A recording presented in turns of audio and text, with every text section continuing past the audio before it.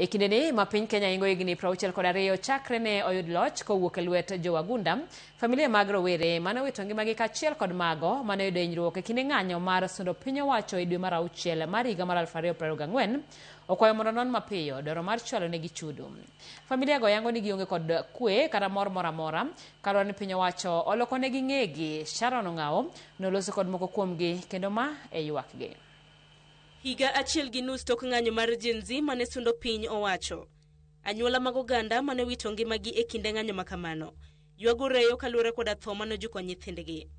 Phoebe Maina ma en min Kevin Odhiambo, achiel kuom rawera mane wito ngimane e kindego, pod medo paro wuode.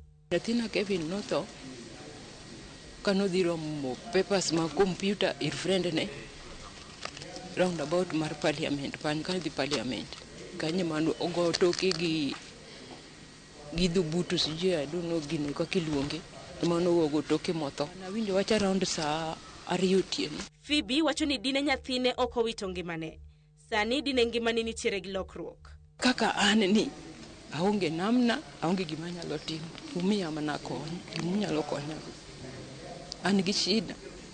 Narubi ng'eni kidak to nyaka ichul ot. To pesa ne maonge. Mucha bose rumo kanyal tiyo mang'eny sani.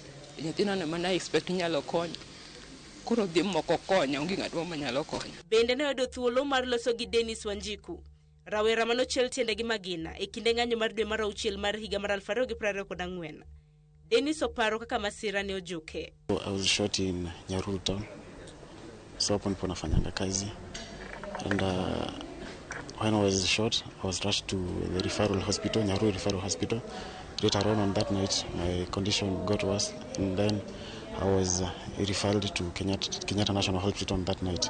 So I stayed there, and I went under 7 surgeries. So, and then on the 8th one, they agreed that I'm going to be amputated, and I lost my leg. Dennis le Rashid Nade mosebedo kokadhe kaachiel gi kwayo mara ne piny owacho. Kutoka niliuzi mguu, sijakuwa nikienda haso venye nilikuwa naenda kwa sababu sini watu wa jua kali. And then kazi inakuanga tu kubahatisha. And then sasa unaona sasa uko na mguu moja, hadi unaenda kwa mtu kumuomba kazi, and then anakuambia like manze haiwezi, kwa sababu anaona like atupute yenyewe uko nayo compared na mtu mwenye ako na mguu yote mbili si the same. Kutoka tushutiwe tuko tunafightia justice, kwa sababu hakuna venye unaweza sema like umeshutu mtu with no reason, like huyo mtu alikuwa anafanya peaceful demonstration and then unakuja tu kumshutu ovyo ovyo. So you are fighting for justice. Min Erickson bende yango ni pile kapile nyakone tipo mag nyathine e simba ong'we yamo. Eric namuonanga kila siku, njoo unajua nimeshika simu yake. Namuonanga kila siku. Hata saa hii nikifungua anaweza kuonyesha.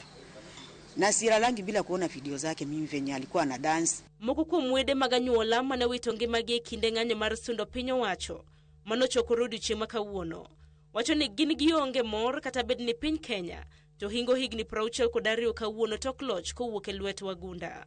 Kusema kweli watu hawajatusaidia. Hakuna mali haipo wametusaidia. Haipo ukienda kwa hizo ofisi zao leo kesho unashinda unapelekwa hivi unarudishwa hivi, kuja sign makaratasi hapa, andika siwi hapa, andika barua pale. Hakuna mali yao wasio wametusaidia. Hata kama justice haiwezi patikana, ng'ang'aneni wale kina Khalid. Ng'ang'aneni. At least roho itulie. At least roho yetu itulie. Tuone tumesimamia, tumejulikana. Ule mtu ameua mtoto yako na uliwa. Usipomuua anaomba msamaha na amenyenyekea vizuri. Si ati kama president wetu Ruto amesimama katikati ya watu ati mimi nitawalipa sijui nini. Hapana, unanyenyekea, unakuja unaomba, naita wamama wale wamepoteza watoto na hao vijana. Unaongea na hao. Unaomba msamaha, unanyenyekea vizuri sana. Magi duto timore e kinde madoho mapacho kai. Ne ochungo dwaro mar piny owacho mar timo chudo ne anyuola mano yudo hinyruok kaachiel kod mago mano owito ngimagi. Doho ne oyango ni en ataro mar chik mondo piny owacho ochuga put mar nono chudo makamago. Kating' makamano owinjo non kod riwruok mochung' ne ratich oganda KNCHR. Bura makamano ibiwinje e nyim doho chieng' tarik 20 mar dwe mokwongo mar higa manyien. Sharon Ong'ao, Ramogi TV. Ito kwa Sharon Ong'ao wadhi nyime kama Jodin Salam maleme miskiti e kardak mama